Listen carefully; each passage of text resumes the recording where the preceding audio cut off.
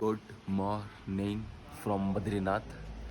सुबह के बज रहे 6 और जो हमने रूम लिया है उसके बाहर का मैं आपको व्यू दिखाता हूँ।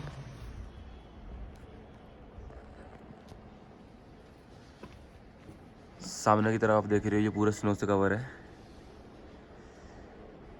और मैक्सिमम 20 से 25 दिन में ये सबका सब कवर हो जाएगा स्नो से।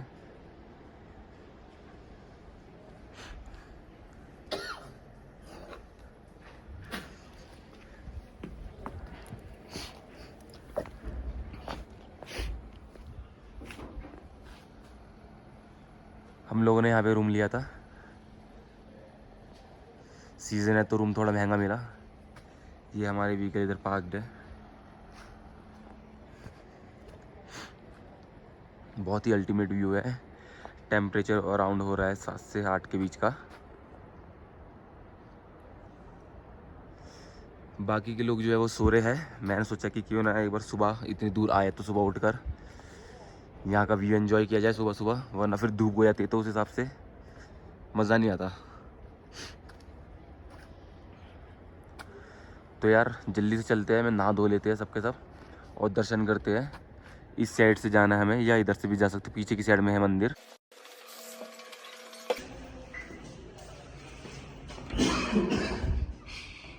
ये हमारा रूम है, ये वॉशरूम है, गीज़र है। बिना गीज़र के तो भाई यहाँ पे काम ही नहीं है। ये रूम है पूरा मैसी हो रखा है, ये दोनों के दोनों पड़े हुए हैं। भाई जल्दी से नहा धो लेते हैं, फिर करते हैं दर्शन, उसके बाद चलते हैं माना पास।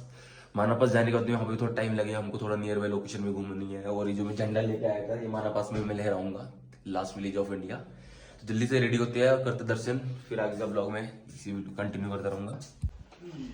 तो यार हम लोग अब सबके सब हो चुके हैं रेडी। ये देखिए राणा जी को आज इन्होंने एकदम नई जींस पहनी है। कह रहा बाबा से मिलने जा रहा हूँ, एकदम फ्रेश होके जाऊंगा, तो कपड़े पहन के जाऊंगा। मेहमान है तो पूरे तैयार होके जाएंगे। मेहमान है उनके। ये सुई जी भी हो गए रेडी। एक्चुअली कल इनकी रात थोड़ी तबीयत खराब हो गई थी, इनको मोशन लग गए थे। कम से कम 2 बजे से 5 बजे तक ये जा रहे थे बार बार, लेकिन अब ठीक है। ये जिद लेके बैठे हुए थे कि भगवान से पहले मैं उठूंगा। सुबह से पहले मैं ही हूँ, 2 बजे से हुआ पड़ा था ये। तो हम लोग चलते हैं अभी दर्शन करने के लिए, फिर आगे की आपको दिखाते रहेंगे। चलिए ओ भाई आ जाओ, चाबी निकाल लियो राणा, ताला मार लियो, उसमें लग रही है। तो ये हमारा जो होटल था उसके पीछे को बना हुआ ये यात्री निवास भवन, ये यात्री निवास बद्रीनाथ। ये डोरमेट्री है। डोरमेट्री का प्राइस है यहाँ पे 448 रुपये। बेड देते हैं यहाँ पे, आपको बेड प्रोवाइड कराया जाएगा। और इससे थोड़ा सा आगे जाके लेफ्ट साइड में आप जाओगे तो टेंट वाला सिस्टम आया था। वो 2000 रुपये मांगा था टेंट के। हमने कहा टेंट में सोएंगे, सर्दी में कांपेंगे, इससे बढ़िया अपन लोग रूम लेंगे। जय बाबा बद्री विशाल की जय हो। है हाँ पहले जैकेट सच में हो गया बात नहीं, अंदर से भी इधर पहना हुआ है। वो निकल रहा भाई। ओहो एक व्यू दिखाता हूँ भाई साहब आपको, एक व्यू दिखाता हूँ, गजब है।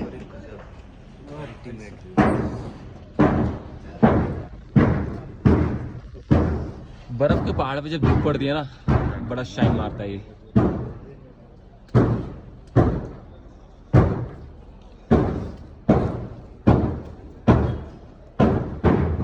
एक सुबह ऐसी भी है ना। पर यार ये चीज़ कैमरे में नहीं आती है इतनी। हाँ वही मैं बोलता हूँ, अलग ही लग रहा है बड़ा सा। अपना जिगर उधर खड़ा है, ये सोम्या खड़ी है, वो नीलू है। चलो तो बहुत लग रही है यार, कैप पहन लेता हूँ। ठीक है, कैप पहन लो, जैकेट पहन लो।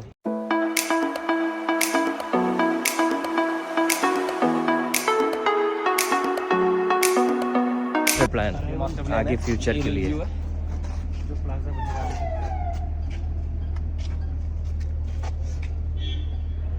आने वाले समय में कुछ ऐसा दिखेगा बद्रीनाथ। और आने वाले 4-5 साल में ऐसा हो जाएगा। बट मेरे को ये है कि यार नेचर ब्यूटी जो है वो खत्म हो जाएगी, फैसिलिटी पूरी हो जाएगी मास्टर प्लान से, पर नेचर ब्यूटी थोड़ी खत्म हो जाएगी। अभी कंस्ट्रक्शन आप चल ही रहे, चारों तरफ देख ही रहे हो। दिखाओ ये ना, दिखाओ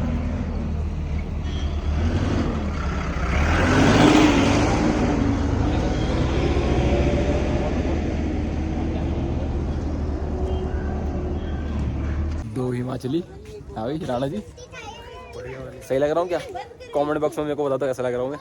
बार्गेनिंग में जीत के आए हैं हम। जीत के आए हैं। 10 रुपये कम करे, 10 रुपये। तो ये यहाँ की मार्केट है। पीछे रुद्राक्ष मिल रहा था, पहले दर्शन कर लेते उसके बाद में देखते हैं रुद्राक्ष। मम्मी ने ये बोलते रुद्राक्ष लेके आई हो। सुबह के बजे 8:30।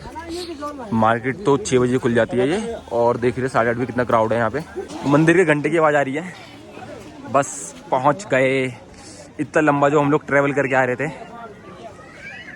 आप कितने भी करो 538 किलोमीटर हमने टोटल राइड करी है। और जो भी थकान थी ना, वो उस जगह पे पहुँचने के बाद में पूरी थकान मिट जाती है।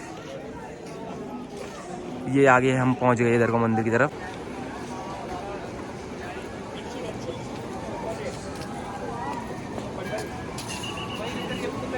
गर्म पानी।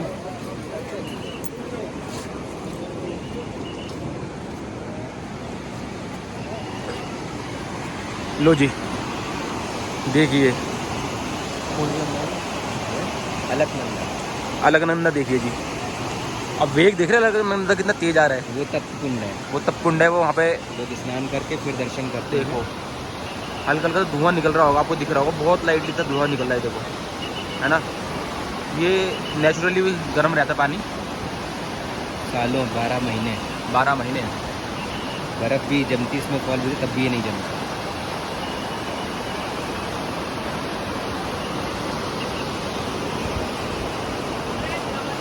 अबे हमें यार यहाँ पे नहाना चाहिए था यार। देखियो सब नहा रहे हैं, मजेदार हुए भाई। गंगोत्री में नहाया था मैं इतनी बर्फ के पानी में। और हम पता कब गए थे? अक्टूबर 25 को। अभी अक्टूबर 2 ही है, 3 ऐसे नहाए थे, यूँ कांप गए थे पूरा। चले भी आगे, लेट्स गो टू आगे की तरफ। नीलकंठ है उसके पीछे पर्वत पहाड़ों वाला, जो बर्फ का पहाड़ दिखाया था। ये जो बर्फ का पहाड़ है, जो रिज है, पीक, ये है नीलकंठ पीक। ये पूरा नरनारायण रेंज है, नरनारायण पर्वत, और ये बीच में उनके धाम गोद में बसा हुआ है। ये नरनारायण रेंज है पूरी, और उनकी गोद में बसा हुआ है ये धाम। जैसा कि हमारे सूरज जी ने सर्च करी है पूरी लाइन जा रही है यहाँ से स्टार्ट होकर इधर इधर इधर इधर इधर इधर इधर इधर इधर इधर इधर इधर इधर इधर पता नहीं कहाँ तक। यहाँ है यहाँ का व्यू। पहले कुछ खा लेते हैं, क्योंकि हमारे सूरज जी की थोड़ी सी तबीयत ढीली थी, नसार थी, तो कुछ खाते हैं, क्योंकि यहाँ पे लग जाएगा थोड़ा सा टाइम। उसके बाद में हम करेंगे दर्शन। बताइए क्या खाएंगे जनाब आप? पकौड़े खाएंगे? चलिए चाय मैगी खा लेते हैं। राणा जी फुल्का, मुझको राणा जी माफ करना, क्या खाओगे? You don't want to eat? Coffee corner, coffee tea and milk available. भाई यहाँ से लिया है हमने स्पेशल चाय और पकौड़ा। और ये देखो केटरन कैफ की बोतल के अंदर चटनी भरी हुई है। ये स्लाइस पिलाती है, मैं टमाटो सॉस पिलाया। ये देखो जैसे केदारनाथ में लोड करके लेके आया था बंदों को ना, वही यहाँ पर भी आया था। लेकिन यहाँ पे ट्रैक ही नहीं, लेकिन why this I don't know. नहीं चल सकती। ओके ये वो हेलीकॉप्टर जा रहे, देखो पंछी की तरह उड़ता हुआ जा रहा है। ये रहा।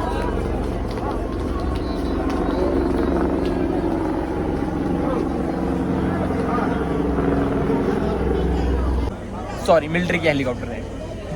भोटिया कुत्ता देखे ना, भोटिया कुत्ता, पहाड़ी कुत्ता को भोटिया कुत्ता कहते हैं। देखो ये रहा, ये नहीं वो रहा। मैं वही कहूँ, मेरी तरफ ना कर दे।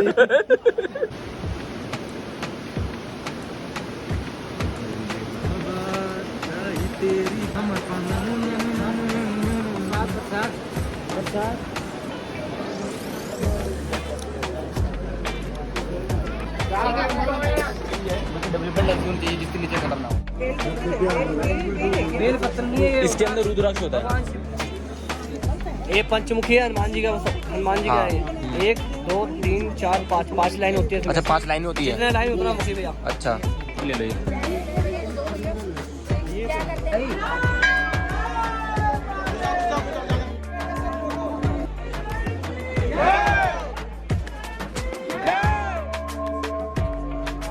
भाई बड़ी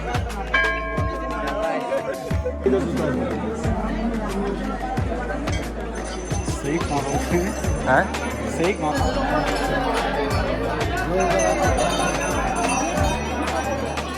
शंकराचार्य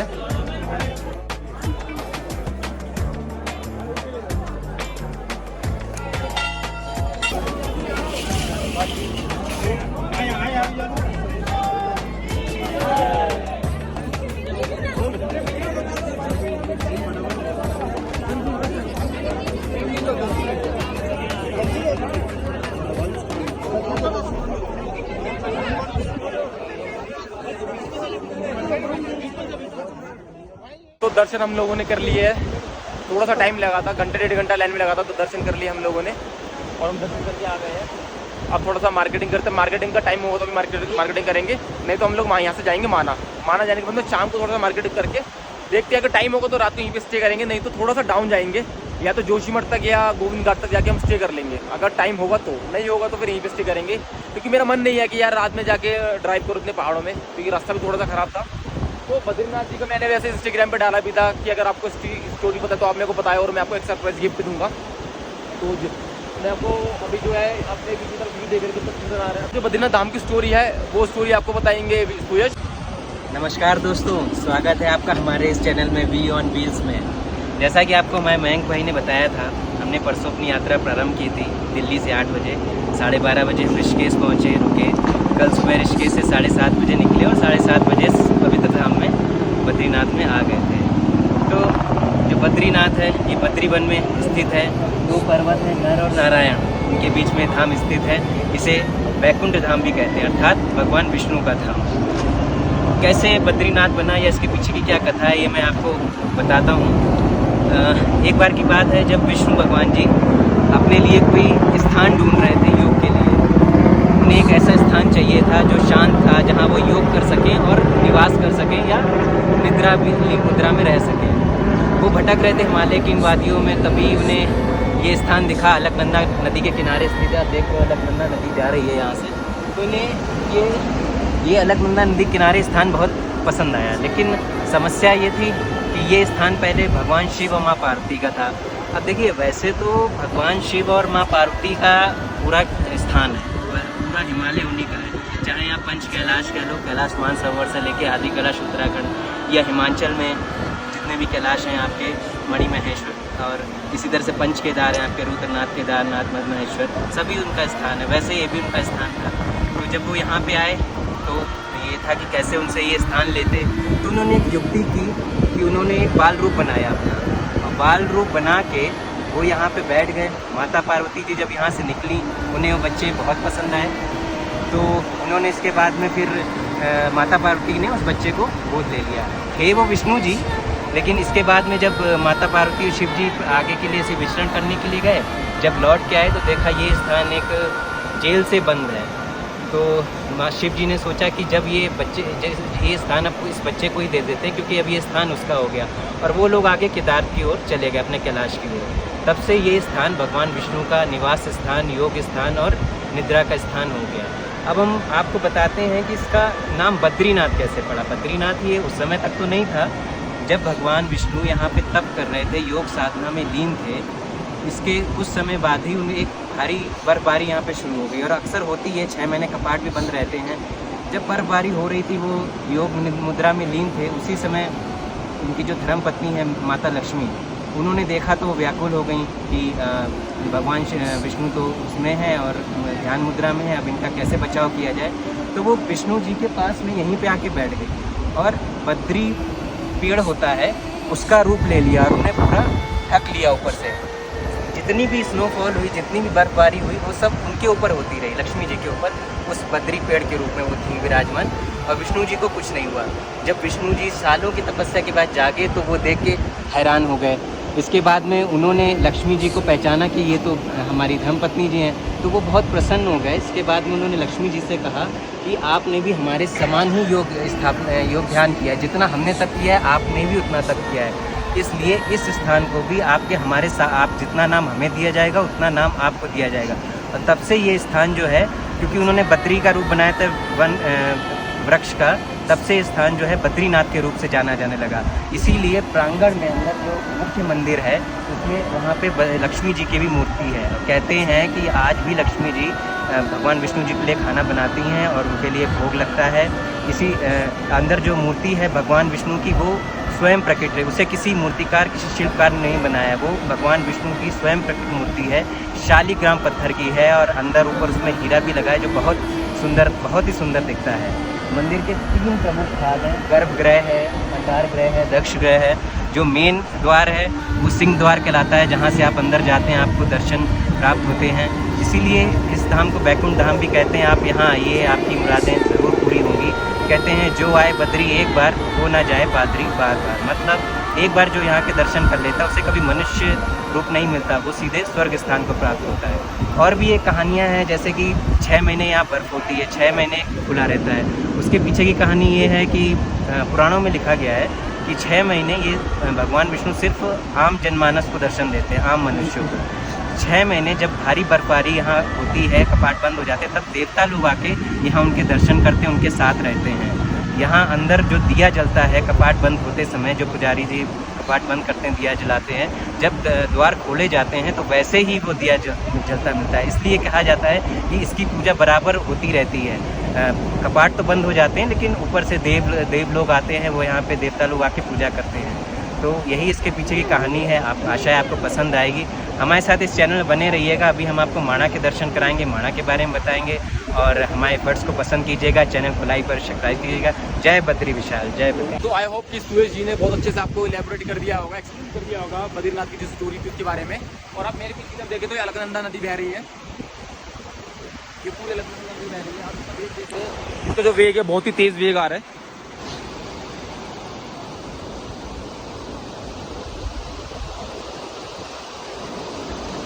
इन वादियों को देख के या इन सब जगहों को देख के ऐसा लग रहा है कि अद्भुत, अतुल्य, अविश्वसनीय है, बहुत ही सुंदर। मतलब यहाँ पे सीनिक व्यू लग रहा है। और मैं बस वही चीज़ बोल रहा हूँ बार बार, जो मैं हर अपने ब्लॉग में बोलता हूँ कि जो चीज़ें, जो व्यू नेचर को हमारी आंखें कैप्चर कर पा रही है ना, वो कोई भी कैमरा, कितना भी एक्सपर्ट कैमरा हो, चाहे कोई सा भी हाई लेंस वाला कैमरा क्यों ना, वो कैप्चर नहीं कर सकता जो हमारी आंखें कैप्चर कर रही है। और जो भी सिनेरियोज होते हैं हमारी आंखों में कैप्चर कर लेते हैं। जब हम कभी बैठे होते हैं कहीं पर भी तो हम उस बारे में सोचते हैं, तो हमारी जो सोच होती है, हमारी जो मन होता है, वो डायरेक्ट उसी जगह पे आता है और वही चीज़ हम इमेजिन करने लग जाते हैं।